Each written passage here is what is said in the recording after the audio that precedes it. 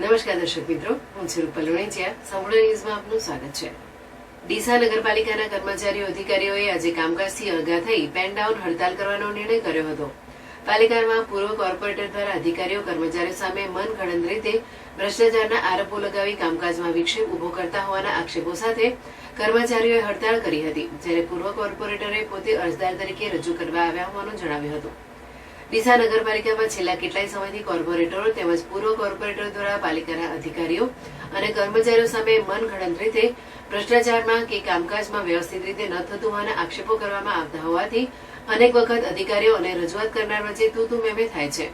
દરમિયાન આજે પાલિકાના પૂર્વ કોર્પોરેટર પ્રશાંત માળી દ્વારા કોઈ બાંધકામ બાબતે રજૂઆત અર્થે ચીફ ઓફિસરની ચેમ્બરમાં ધસી આવી વિડીયો શૂટિંગ કરવા લાગતા તેમજ તેમની સામે બેફામ રીતે ભ્રષ્ટાચારના આરોપો લગાવતા ચીફ ઓફિસરને તેઓ યોગ્ય રીતે રજૂઆત કરવા જણાવ્યું હતું.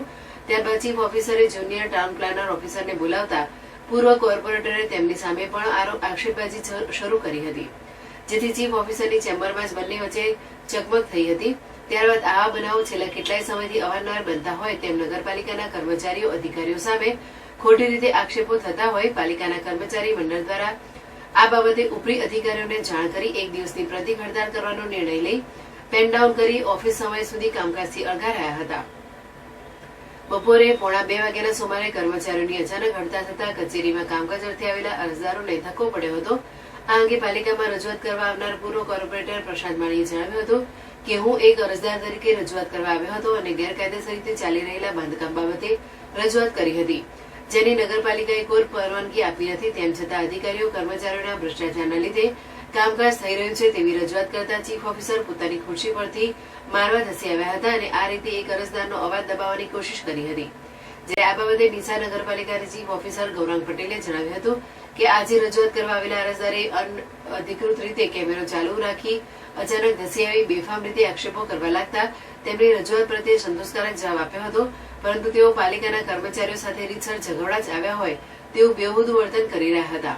તેમજ છેલ્લા કેટલાય સમયથી અધિકારીઓ કર્મચારીઓ સામે આ રીતે મનગઢંત રીતે આરોપો લગાવવામાં આવતા હોવાથી કર્મચારીનું મોરલ ડાઉન થતું હોવાથી આજે અમે કર્મચારી મંડળે કામકાજથી અળગા રહેવાનો નિર્ણય કર્યો હતો.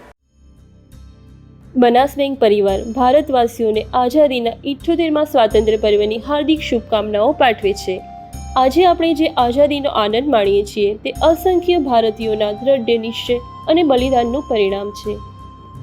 ભારતની આઝાદીના લડવૈયા સ્વાતંત્ર્યવીરો અને વીરાંગનાઓને નમસ્કાર કરી આવો આપણે સંકલ્પિત થઈએ કે વર્ષ 2047 સુધી આપણા દેશને એક સશક્ત, સમૃદ્ધ, વિકસિત અને આત્મનિર્ભર ભારત બનાવીએ. બનાસ બેંક પણ આત્મનિર્ભર ગામડા થકી આત્મનિર્ભર ભારતની પરિકલ્પનાને સાકારિત કરવા કાર્યરત છે. વંદે માતરમ. ભારત માતા કી જય.